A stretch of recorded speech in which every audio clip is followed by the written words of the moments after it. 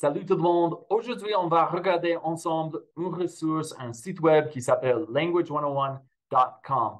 Je viens de faire ma période d'essai de 30 jours d'un mois. Je viens de tester le contenu pour le français canadien et je vais te partager mon expérience avec ce site web.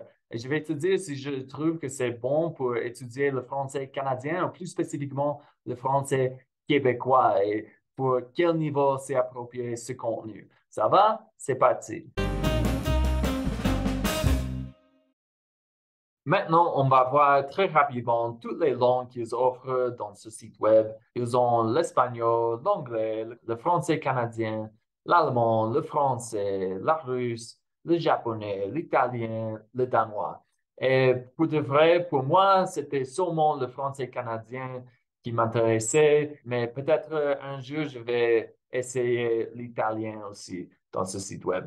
Mais aujourd'hui, on va regarder seulement le français canadien parce que ça, c'est quelque chose qui n'est pas vraiment commun de trouver dans un site web comme ça, qui a seulement 9 langues. C'est vraiment cool et c'est vraiment pas commun de trouver le français canadien aussi. C'était pour cette raison que je voulais l'expérimenter, le prouver, faire le test de ce contenu. Avant de te montrer le site web d'une façon plus détaillée, je vais te montrer mes points forts et mes points faibles, ou les forces et les faiblesses, selon moi, d'après moi, de ce site web. Et on va commencer avec les points forts. Mon premier point fort, c'est la prononciation. Je crois que la personne qui prononce ces dialogues, elle est une vraie Canadienne. J'imagine qu'elle est une vraie Québécoise. La prononciation est exactement la prononciation au Québec standard serait, par exemple, avec l'affrication, elle va dire du et ti pour les sons du et ti en France. Aussi, avec les voyelles nasales, elle va dire matin et un au lieu de matin et un, comme en France. Et aussi le témoin, par exemple, elle va dire le mois de U au lieu de le mois de août, comme en France. Ouais. Et ça, c'est le premier point fort. Mon deuxième point fort, c'est qu'il y a beaucoup de contenu, il y a beaucoup de leçons, des thèmes variés. Et oui, c'est vraiment cool d'avoir plein de contenu et chaque leçon va aborder un thème différent. Il y a des choses qui sont vraiment de la vie quotidienne et ça, c'est vraiment cool d'avoir plein de contenu pour le français canadien. Mon troisième point fort, c'est qu'il y a du contenu pour plusieurs niveaux, pour divers niveaux. Ils ont 3 niveaux, un, deux, trois. Je crois que le niveau le plus haut, peut-être ça arrive au niveau intermédiaire. Je ne crois pas qu'il y a plein de contenu pour des gens niveau avancé. Pour moi, il n'y avait pas plein de contenu qui me défiait vraiment, mais ce n'était pas assez ou trop basique non plus. Et mon dernier point fort, c'est qu'il y a des sujets canadiens, c'est-à-dire qu'il y a des leçons culturelles. Par exemple, il y a une leçon pour un carnaval, le Festival de Québec. Il y a une leçon pour un voyage en Gaspésie, les parcs nationaux du Canada. C'est vraiment cool parce que ça, c'est quelque chose que tu vas jamais trouver sur une application comme Duolingo, par exemple. Et oui, ça, c'est vraiment le fun. Maintenant, mon premier point faible, c'est le vocabulaire. C'est trop standard. Il n'y a pas de vocabulaire québécois, il n'y a pas de vocabulaire canadien non plus. Par exemple, ils vont dire petit déjeuner au lieu de déjeuner. Ils vont dire week-end au lieu de fin de semaine. Ils vont dire copain, copine au lieu de mon chum et ma blonde. Et bon, j'attendais pas des expressions québécoises, vraiment québécoises, mais j'aimerais avoir au moins pour les mots basiques comme dîner, souper, la forme canadienne, québécoise au lieu de la façon plus standard. Ça, c'est mon premier point faible. Mon deuxième point faible, c'est la manque de contraction. Pour une québécoise, elle prononce seulement, la seule contraction qu'elle utilise, c'est chu, comme je suis, chu. Et c'est seulement de temps en temps, parfois, c'est pas toujours. J'aimerais qu'elle dise, par exemple, t'es au lieu de tu es, ou t'as au lieu de tu as, ou il y a au lieu de il y a. Des contractions comme ça, les contractions les plus communes, les plus basiques, mais c'est vraiment sur mon CHU.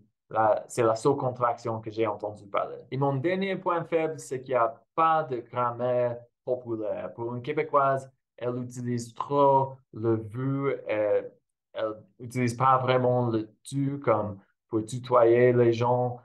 Aussi, elle utilise trop le nous au lieu d'utiliser le on.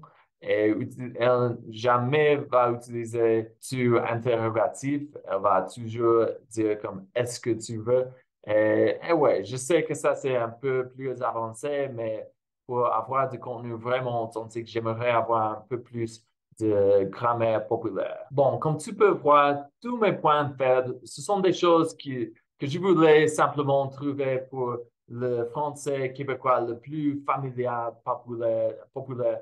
Je sais que ce cours s'appelle language101.com. C'est pas pour les gens qui veulent le français québécois le plus avancé, le plus populaire. C'est pour quelqu'un qui veut apprendre le français canadien, mais le français plus standard, avec une prononciation plus facile de comprendre.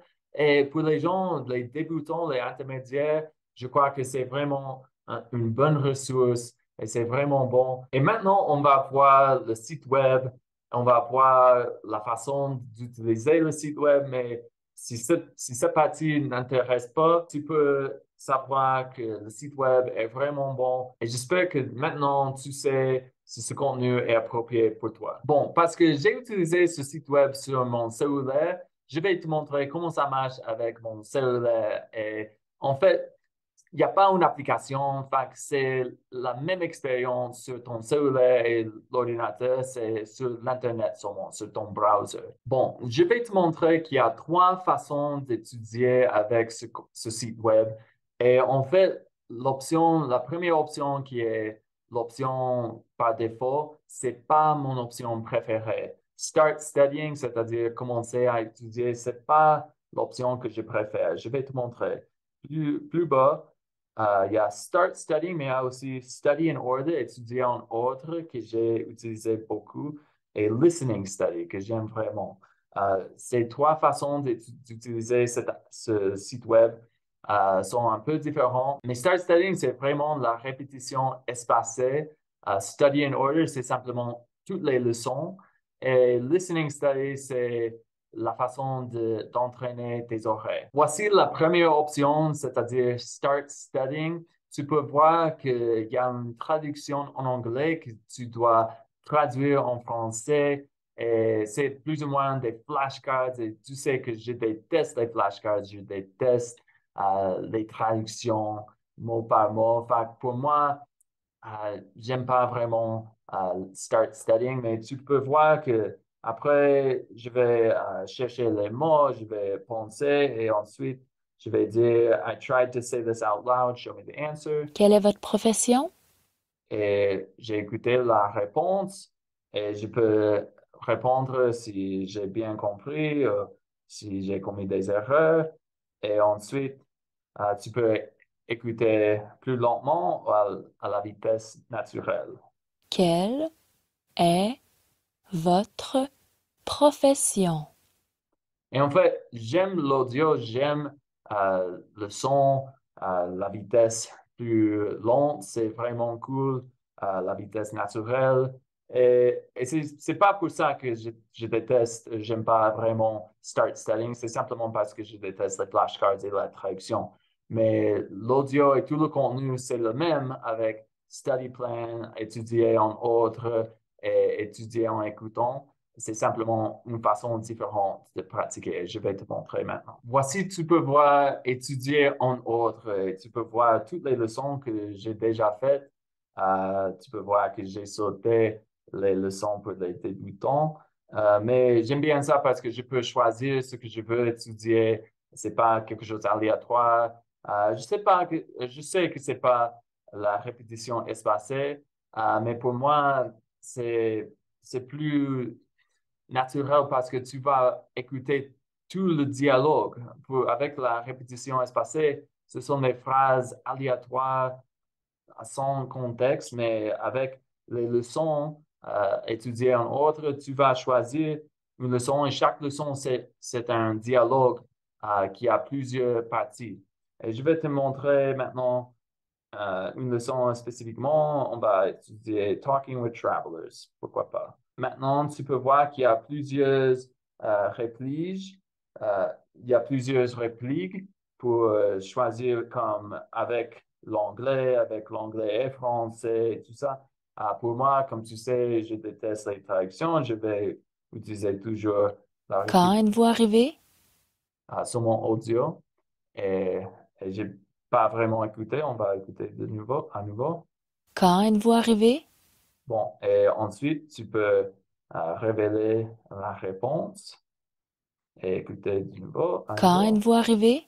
Et la prochaine phrase, Je suis arrivé la semaine dernière. et tu peux voir que c'est un dialogue qui progresse. Et c'est pour ça que j'aime faire les leçons comme ça. Et maintenant, je vais te montrer la dernière option. Maintenant, pour listening study, je vais te montrer, c'est vraiment chouette.